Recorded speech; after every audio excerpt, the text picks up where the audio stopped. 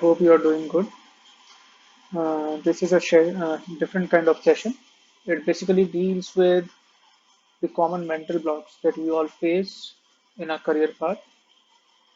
So this is just to discuss certain prominent mental blocks which we must be aware of and should know how to deal with. Before starting, this is something which I would like to share. No one saves us but ourselves. No one can and no one may. We ourselves must walk the path. A quotation by Gautam Buddha, and I have highlighted the last two lines. That is, we ourselves must walk the path. Coming over the topic, it is how to avoid the common mental block in the career path.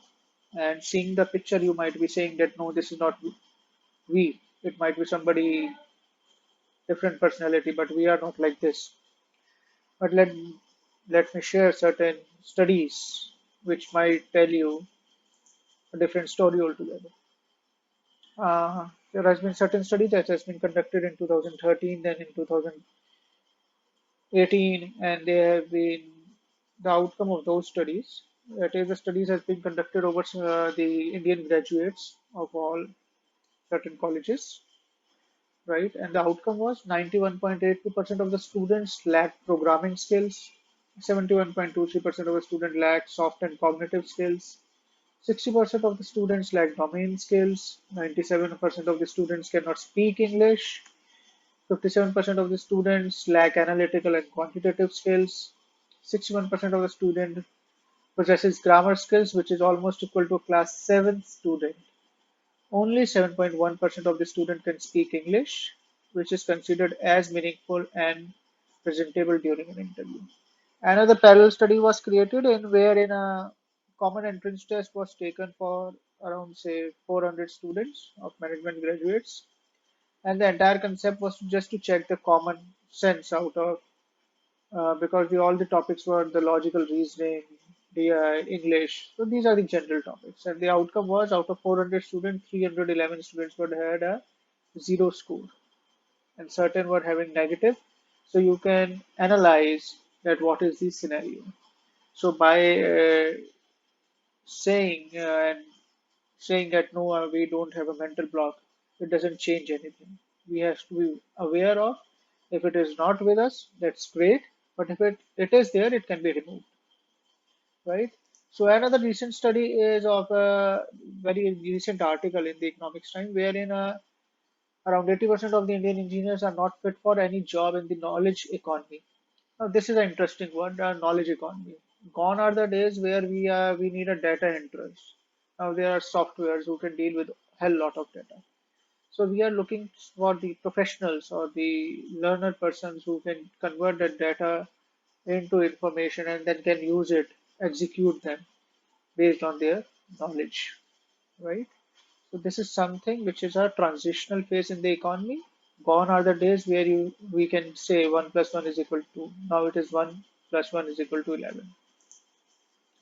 So choosing a career path and not to choose a career path. We must be very careful that we have to, a career path is something on which we are planning to work our entire life. So we have to be very careful that it doesn't become a burden because if it does, then it is very hard to walk through the path entire life. So what happens? Be careful. Most of the psychological aspect is does the walker choose the path or path the walker? What happens when we generally go to somebody and try to analyze the career options? We try to let the walker choose the path. That is the second phase. But the basic human tendencies, they want to be in charge or they want to control the situation. That is, they want to be the chooser of the path. So please be very careful with your own style and always make decisions based on your own style. So a career counselor or sometimes a senior or sometimes an experienced person might give you certain clarity by removing mental block. That is, you reach to him like this. He helps you to rise, takes you above and make you see the clearer picture. And finally, when you walk out, you are something like this. You know what exactly you want to work on. So this is the entire process basically. right? Now there's a certain mental blocks which I would take, and one of the first mental block that everybody comes at times is I don't know about the field. And let me share very precisely over here that the very first field you have already chosen it when you have passed the class 10th, especially in India. Because after 10th, you have to either be a commerce student or a science student or a art student, whatever the case may be. But the field has been chosen, right? So let me be very precise about that. After the 10th, you have already taken the field. That is, you have laid the foundation. Now, when you move to the college, if you have taken the commerce, you can move into any of the fields, let's say finance, marketing, HR, operations. So now you are narrowing down. And after the college or after your graduation or post graduation, you finally choose the profile. The problem, what is happening is most of the people are doing it vice versa. When they are choosing their profile, they think they are choosing the field. No, it is not. Try and remember one thing, like it is a very logical process. For example, you move out for a shopping, you know it entire exactly which kind of color you wear, what is your what the size of a shirt or a t-shirt you want to wear, and then you try and then you pick it. I don't think anybody would have just pick up a dress and come back home and then try to see whether it fits in or not. So same way with the career. You have to be very logical. And by default, every human being is a rational person. It is only the matter of fact that we fail to apply our same approach in one of the most priority area where all other fields, all other riches of our life would depend. You know. So please be very watchful of this pitfall. Next is most of the students sometimes term up and in certain discussions, some people come up and they say, what is the most promising career these days? See, there is nothing as such a promising career. There is always a promising candidate. For example, sometimes let's say you enter into a field. After 5 years, nobody knows whether that field would have the same potential or not. And in today's scenario where technology is changing very quickly, it is again a very absurd question to answer. What is a promising career? So it's always about promising candidate, and if you are a promising candidate in your field, you will definitely gonna be successful or gonna get a job of your stature or of your interest, right? So always focus on becoming a promising candidate. Another mental block that is very often is I lack facilities. I know, I hope everybody knows who is in this picture. Let me share some more examples also about lacking of facilities. Chris Gardner, Pursuit of Happiness, Helen Keller, both deaf and blind. You know what she was capable of. Anne Frank, another symbol. Hele,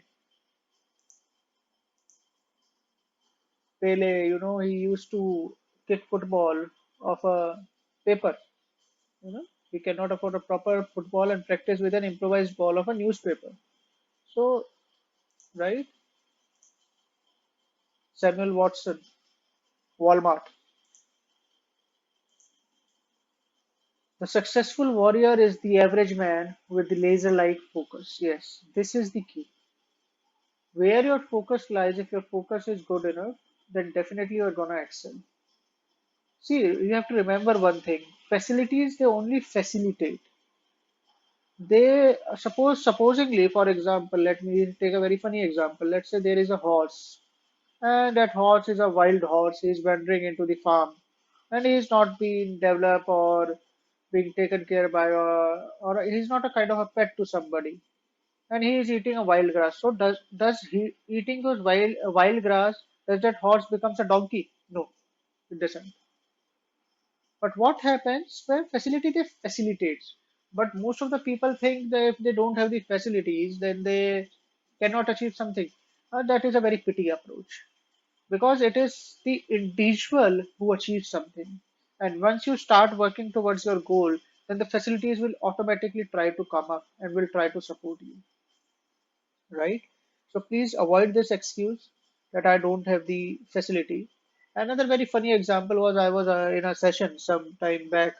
and there was so much complaining about certain student that this is wrong, this is right, and whatnot. So I just told them. I rather asked them. I told them that if you think you don't have the facilities, so they said yes, we think we don't have the facilities. I said okay, that's fine. Then I told them I will support you in making the complaints, in abusing the system, doing all the hell lot of stuff. But just tell me, by doing all this, when you will sit in the interview, are you any better as of now?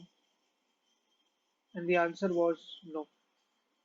Because complaining and blaming does not lead you anywhere, right? Just gripping over the facilities will not lead you anywhere. Keep this in mind. This is the another thing. Stop blaming. If my life was fair, I would have everything because I work so hard. See, everybody is working hard these days. It is no longer a simpler life that we used to live. So everybody is working hard. But what is the requirement of the time? I would like to share a very brief story. There was a woodcutter, right? There was a landlord and a woodcutter. A landlord has a very huge farm, so he was looking for a woodcutter to chop off certain trees so that he can do certain construction what he was looking for. So he hired a woodcutter, but he has certain condition. He's told him that this is your target, this many trees you have to cut in a day. If you don't cut them, I will sack you and I will hire somebody else.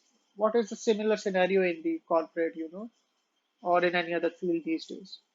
So the woodcutter said, no, no, I am very hardworking. I will achieve the target. And so landlord hired him. The very first day woodcutter, the target was 5 trees a day. So very first day, the woodcutter was able to chop off 6 trees. Woodcutter landlord was very very happy. Next day again six. Next day seven, and finally after a week's time, the number started coming down. Five, four, and it dropped down to two. Landlord lost his patience. He called the woodcutter. He told, "Okay, boss, you are done. You are not. I already told you if you are not going to achieve the target, I will hire somebody else." So the woodcutter said, "No, no, you can see I am working so hard these days. I am even skipping my lunch." And they said that you, for an entire day, you are watching me from your window, and I am not even resting. So woodcutter was a wise man. So woodcutter was telling him, and the landlord was a wise man. So landlord basically uh, offered woodcutter the seat and asked him, "Okay, tell me your daily routine." So the woodcutter told him that I wake up, I just come to the farm and I just start chopping off. Woodcutter simply asked him a question. Have you sharpened your axe? The woodcutter has been asked this question by the landlord. Have you sharpened your axe? And the woodcutter said no. And the landlord replied, and this is the problem. The tool that you are using, when it has already lost its sharpness, the blade is no longer sharpened, then how hard you try, you will fail to achieve the result. And this is what is happening. We are just doing work without realizing that is this what is required? Is this what our potential is? Have we sharpened our skills? Have we upgraded ourselves? I told you it is the knowledge economy these days where you need to develop. It is not you cram in and you cram out. Knowledge is something far beyond. For cramming in and cramming out, there are softwares, there are machines. But now, what humans are required to do is to use their brains. For that, they need to improvise on their skills. So, this was the another mental block. Stop blaming. Blaming would not lead you anywhere, right? Last and final suggestion is just try to keep the things simple. When things are getting complex, don't make them one. And just remember this word, that is, keep it simple, stupid. One tool that I would like to share at somebody several times on a decision making, that how would I know whether I was in a right track or not regarding career path or certain decision making. So whenever your heart and your mind is in a one direction, is in a unique direction, that is one of the good tool to check whether you are making a right decision or not, right? So this is all what I wanted to share. I hope it is of some help. Thank you.